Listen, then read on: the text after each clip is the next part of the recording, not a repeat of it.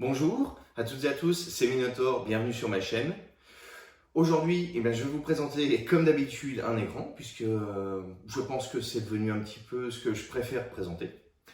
Donc un écran, le LG 27GL 850B. Voilà, donc encore une fois des noms à rallonge, il y en a qui font pire.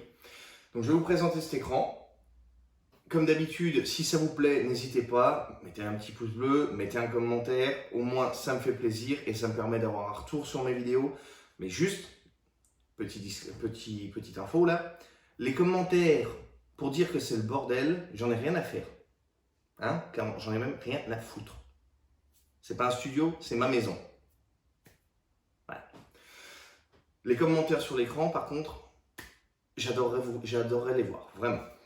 Donc le LG 27GL 850B, qu'est-ce que c'est? C'est un écran, un moniteur nano IPS de chez LG. Alors ça, s'il y a bien une technologie que LG maîtrise, c'est l'IPS.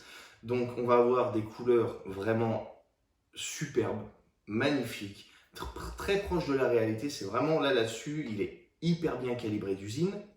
Mais on va avoir des contrastes relativement faibles par rapport à des dalles VA et autres. Donc c'est un écran en 2K, en 2560 par 1440, en 144 Hz, avec un temps de réponse qui est donné de 1 milliseconde. Vous allez voir, il y a différents réglages. Donc pour l'aspect extérieur, l'écran, vous le voyez, il est plus petit que le gigabyte que j'avais avant. Voilà, pour la même résolution. Ça va être légèrement plus fin au niveau de l'affichage. On a un pied ici avec une structure en métal dedans. Voilà. Vous avez du noir et du rouge à l'arrière. Ne me demandez pas pourquoi. Ce pied va venir se fixer sur le bras. Bras que vous pouvez régler en hauteur. Et ça fait du bruit, désolé.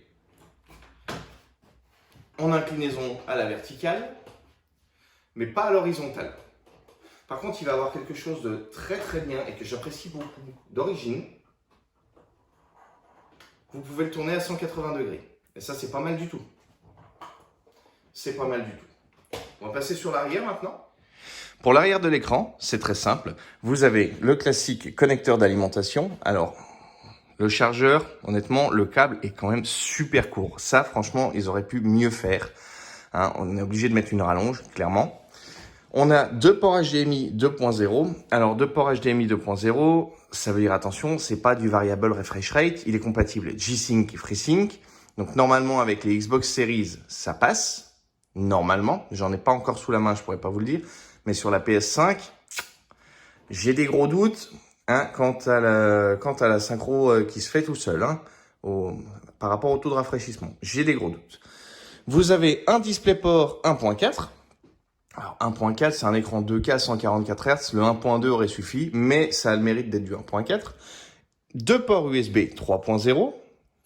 Et ici, le classique connecteur USB que vous allez venir loger dans votre ordinateur afin d'alimenter ces deux ports USB là. Et vous avez également une prise jack. Voilà. Au niveau du système de fixation, c'est simple, c'est comme le Dell, c'est un clip. C'est juste un clip, vous avez un bouton à tirer et vous retirez l'écran et vous le reclipsez. Mais attention, l'écran est quand même compatible VESA 100 par 100, comme tous les écrans que je vous ai présentés jusqu'à présent. Et vous avez 4 vis qui sont déjà fixées dans l'écran, que vous avez juste à retirer. Vous posez l'écran sur votre support et vous revissez. C'est très simple. Pour la gueule à l'arrière, vous avez LG en rouge, façon un peu typée. Le beau cerclage rouge là, oui. Franchement, c'est joli. Mais c'est pas forcément utile. C'est l'arrière de l'écran. Pour ce qui est de l'apparence, par contre, il y a quelques petits points noirs. Vous voyez, on voit très très bien. Alors ça, les traces de doigts, c'est vraiment... c'est chiant. Franchement, c'est vraiment ultra chiant. Ça, il chope les traces de doigts à une vitesse folle. Sur l'écran aussi. C'est là-dessus, ils auraient pu faire mieux. Vous voyez, certifié G-Sync en bas là. En bas là. Voilà. Donc, ce que je vais faire, je vais le placer sur mon bureau. Sur mon bras, bien sûr, parce que je vais pas le mettre comme ça. Et puis on va passer du coup à la démonstration. Donc l'écran, une fois mis sur le bras, alors ça a pris vraiment 30 secondes, je vous ai dit, il y a juste 4 vis à mettre. Les câbles là, il faut que je les fasse passer encore en dessous. Voilà. Qu'est-ce que je peux en dire? Les couleurs sont vraiment superbes de base. Vraiment, il y a pas On peut le recalibrer, mais là, déjà de base, sans calibrage, c'est excellent. L'écran est compatible HDR10, mais attention, hein, au niveau pic de luminosité et luminosité maximale, c'est pas fou. Hein, il n'est pas du tout certifié HDR400, ni 600, ni encore moins 1000, mais bah, le résultat est assez sympa. Pas sur tous les titres, hein, mais le résultat est assez sympa. Déjà de base, Windows, le HDR, c'est pas fameux, mais en jeu, sur certains titres, ça passe. Qu'est-ce que je peux dire de plus? Par rapport à mon Gigabyte, j'avais peur que ce soit un peu plus petit, enfin que ce soit un peu trop petit, pardon, parce que plus petit, ça l'est. Eh ben non, ça passe, parce que vous voyez, j'ai même pu mettre mes deux enceintes à côté de l'écran, à hauteur, et honnêtement, là-dessus, je suis vraiment très satisfait de la taille de l'écran. Le rendu en termes d'image est excellent. Le fait qu'il soit que 144 Hz par rapport aux 165 Hz, eh ben la différence n'est pas flagrante. J'ai même pu aujourd'hui comparer 165 par rapport à 240. Oui, effectivement, il y a moins de ghosting, clairement. Mais en vrai, la fluidité, on ne sent pas spécialement de différence. Voilà. Là, j'ai vraiment pu le tester aujourd'hui, c'est pour ça que je vous en parle.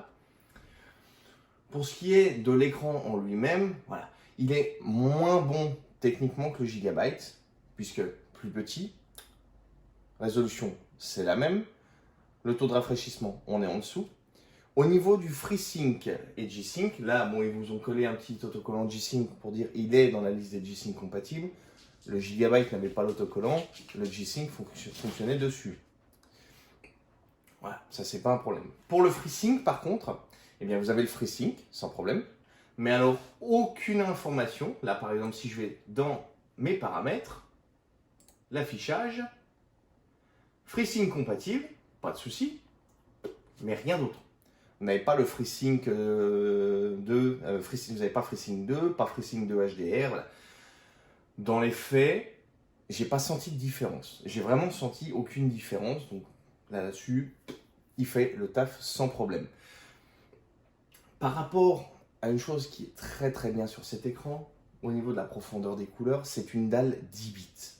Et alors honnêtement, encore une fois, hein, je vous parle des couleurs, mais c'est vraiment le point fort de cet écran. La colorimétrie est juste excellente. Vraiment. La colorimétrie est excellente, le rendu est excellent. Vous avez un joystick ici en dessous. Alors, il n'est pas centré par rapport à LG. Et ça je trouve ça un peu bête. Il n'est pas du tout centré par rapport à l'écran. Il aurait dû être là, mais il est là. Bon. OSD tout simple. Donc, vous voyez, on est en 144 Hz, en Adaptive Sync, avec le HDR. Le temps de réponse. Alors, le temps de réponse, je l'ai laissé en face d'origine, puisqu'il y a un espèce de ghosting violet qui apparaît parfois si vous mettez en FATEST, donc en plus rapide. Mode DS, il est toujours là. Vous avez différents modes de jeu. Voilà. Vous avez joueur 1, joueur 2, FPS, RTS, qui vont légèrement changer la luminosité, le contraste et tout ça. Vous avez même le vif, que j'aime beaucoup d'ailleurs. Vous avez également lecture qui va vous appliquer un filtre jaune comme d'habitude. L'effet HDR si vous n'êtes pas en HDR qui va tenter de reproduire. C'est exactement en fait la même chose que j'ai sur ma télé. Parce que ma télé c'est la même dalle, c'est tout pareil. Et vous avez le classique sRGB. Bon, vous pouvez donc ajuster par rapport à l'Adaptive Sync. Voilà. G-Sync compatible, FreeSync Premium, c'est tout. Vous pouvez le mettre, voilà. Le contrôle des noirs et le temps de réponse, je n'y ai pas accès, je pense que c'est parce que je suis en HDR. Vous avez également le crosshair qui vous permet d'afficher... Oh là, la montre qui se réveille. Vous avez également du coup donc le crosshair qui s'appelle tout simplement, c'est la croix au milieu hein, pour vous aider à viser. Vous avez deux croix, une rouge, une verte, deux points, un rouge, un vert. Voilà. Moi je mets pas ça. Hein.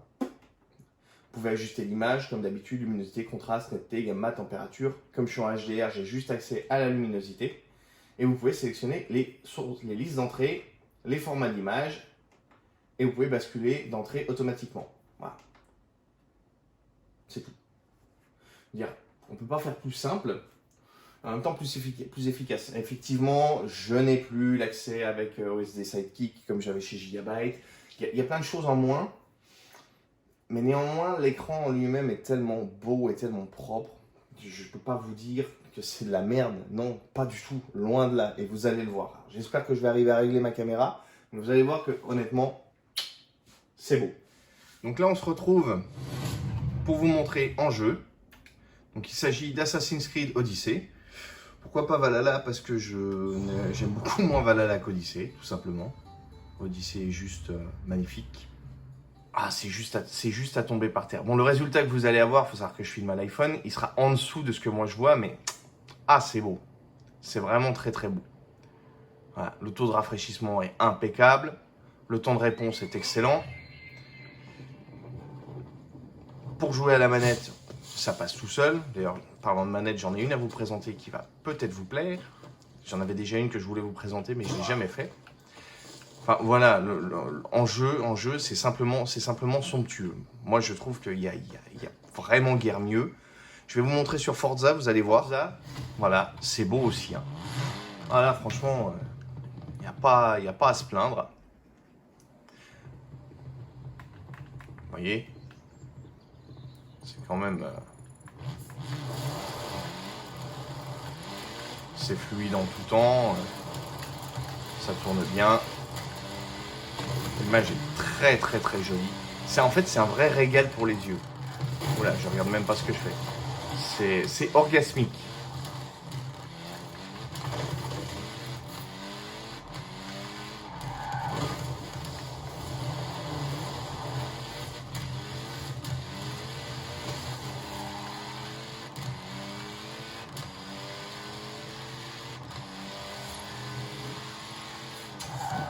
Oh vache, il faut que je fasse des réglages là parce que ça c'est pas jouable.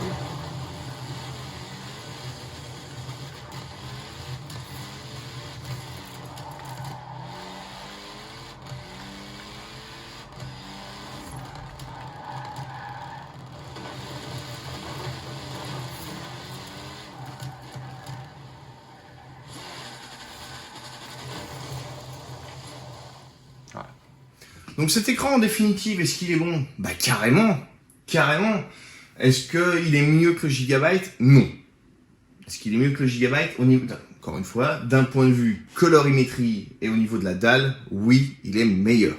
D'un point de vue purement objectif, bah non.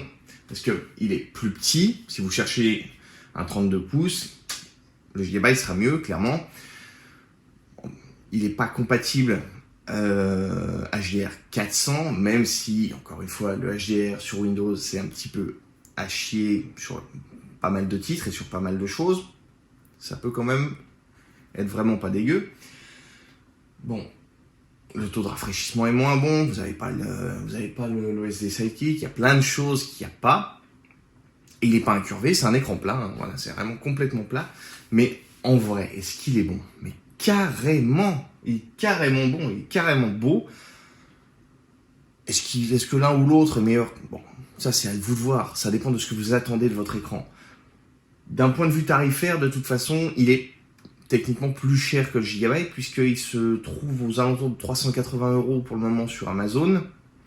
Bon, le Gigabyte c'est 400. À vous de peser le pour et le contre. Mais est-ce que c'est un bon écran? Ah ouais, sans déconner, oui, c'est vraiment un superbe écran.